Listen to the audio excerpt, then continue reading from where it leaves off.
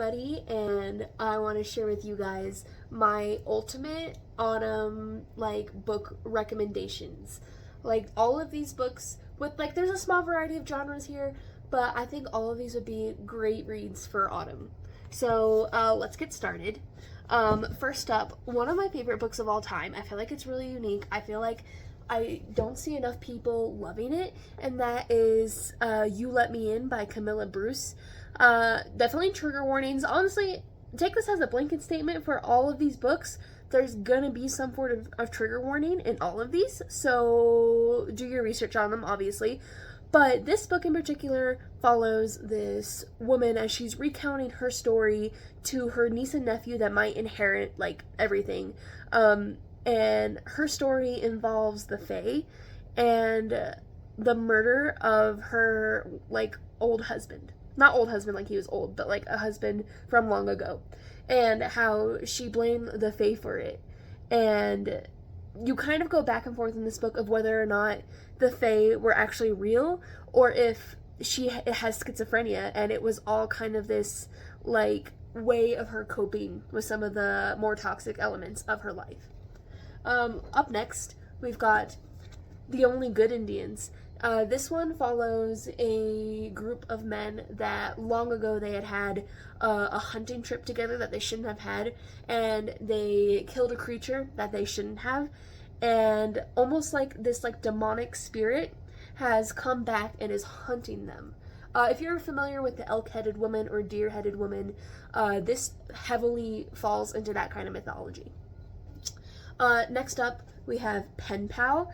This is a horror book following a boy, his class all release balloons with their contact information on them so they can have pen pals with random people. Awful, by the way. Hopefully there's no schools doing that in real life. But he gets someone writing back to him, and it goes very, very bad for a very, very long time. This one's actually a YA horror novel, so those are for people that can't really, don't want full-on, gore and terror of an adult horror novel. But Clown in the Cornfield, it's a perfect, fall read because it takes place in a cornfield. So, it's basically a slasher book when this girl moves into this small town where Frendo the Clown is, the town mascot, and a bunch of friendos attack a high school party one day. Awful. Murder in the Family. This book is actually really interesting because it's written like a TV show transcript. And it also includes, besides the conversations, it also includes text messages between the, investigators that are investigating this old cold case, and as well as, reactions to fans who are actively watching the show as the episodes are aired. I really enjoyed this book. It's a little bit, it's a different reading experience I feel like normal books are because of its writing style. However, I ended up really enjoying it and really enjoying the story, and even though it's kind of thick, because it's written in this style, it's actually kind of a quick read. The Final Girl Support Group. This is another kind of slasher book, but it's almost kind of a mix of a comedy in a horror book. I really liked the character representation in here. It's by the name, there's a Final Girl support group for all of these Final Girls, because all of these horror movies are based off of real situations that had happened, and these women that were affected by these situations and all have some form of PTSD or all coping from these these awful things in some way. And the main character is really extreme PTSD and really extreme paranoia and fear, and to add on all to that, one of their members has gone missing and I think was found murdered. So it's kind of upping the stakes there. Taking a bit of a turn, Such Sharp Teeth by Rachel Harrison. This is it's not so much horror, but it does lean more towards body horror.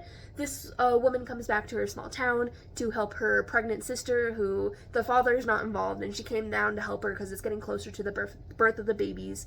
And her first night in town, she gets bitten by something, and it starts having really weird effects on her body. Slewfoot by Brom. This is kind of like a witch book. It takes place in like a puritanical, I don't know if it's supposed to be America or European, but I think it's set in America. But this woman, she has a little farm with her husband, and then her husband dies, and her brother-in-law wants to take the farm away from her, but she insists that she could do it herself, and so she ends up making a deal with this entity that may be an old pagan, like, forest god.